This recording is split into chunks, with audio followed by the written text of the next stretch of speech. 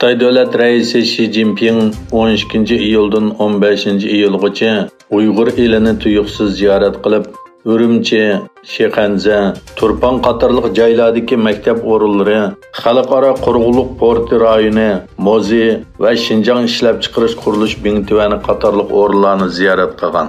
Tonilgan Uyg'ur masalalari tadqiqotchisi, Amerika Kommunizm qurbonlari xotira fondi tadqiqotchisi Dr. Adrian Zenz Xi Jinpingning bu ziyoratini navbatda yurgizayotgan siyosatlarni qat'iy davomlashtirishni tasdiqlab, rag'batlantirishi deb qarashga bo'ladiganligini aytdi. Adrian Zenz apandi Xi Jinpingning bu ziyoratidagi yo'l yo'riqlardan keyin hamda rayonda assimilyatsiya qilib yo'qotishning uzun muddatli siyosati yo'lga qo'yilishi mumkinligini bildirdi. Amerika Maliya Ministri Janet Yellen Amerikaning Beijingning boshqa davlatlarga qilgan ta'minotini uzib qo'yish to'ziqining oldini olish uchun Xitoyning kam uchraydigan tuproq, quyosh energiyasi batareyasi va boshqa muhim tovarlarga bo'lgan bek tayinishni oxirlashtirmoqchi bo'lganligini aytdi. Tunugun Koreyaning Seulga kelgan Yellen Reuters agentligi o'zining Koreya va boshqa ishonchli ittifoqdoshlar bilan bo'lgan savdo aloqasini kuchaytirib, ta'minlash zanjirining bardoshlik berish iqtidorini oshirish va jug'rofiyalik siyosiy raqiblarning kontrolligining oldini olish uchun tirishayotganligini aytdi. Bloombergning tahliliga qaraganda, yer sharidagi mablag' sog'uvchilar Xitoy mulkidan yiroqlashmoqda.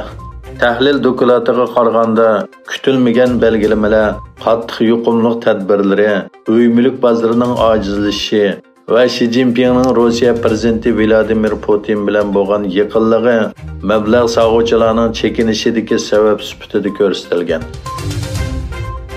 Xitoy davlat radiosining Xitoy davlat mudofaa ministrligining so'zini naql keltirib xabar qilishicha, Xitoy Amerikadan Tayvanga 108 million dollarlik qurol setishni darhol bekor qilishni talab qilgan.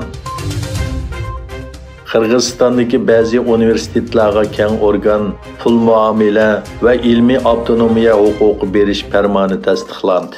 Ma'lum bo'lishicha, prezident Sadir Japarov ma'muriy buyruqqa imzo qo'yib, bir qism oliy kasbiy ma'rif organlarining yoshirin kuchi va raqobat kuchini oshirish tadbirlarini o'tirg'a qo'ygan.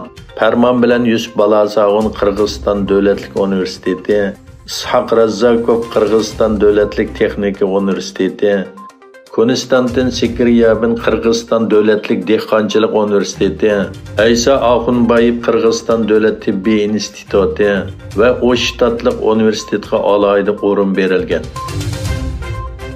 Yevropa ittifoqi bir qancha yil ichida Rossiya gazining o'rniga Ozarbayjon ta'minotini bir qatlashni xohlaydi. Ozarbayjonda ziyoratda bo'layotgan Yevropa ittifoqi komitetining raisi Ursula von der Leyen ijtimoiy aloqa to'rida tabiiy gaz bilan ta'minlash haqida uchur ham bakirladi. 60 dan 70 kishi yo'lovchisi bor bo'lgan bir kema Pokistonning Panjab o'lkasi Sadiqobaddagi Hind daryosiga urilib ketdi.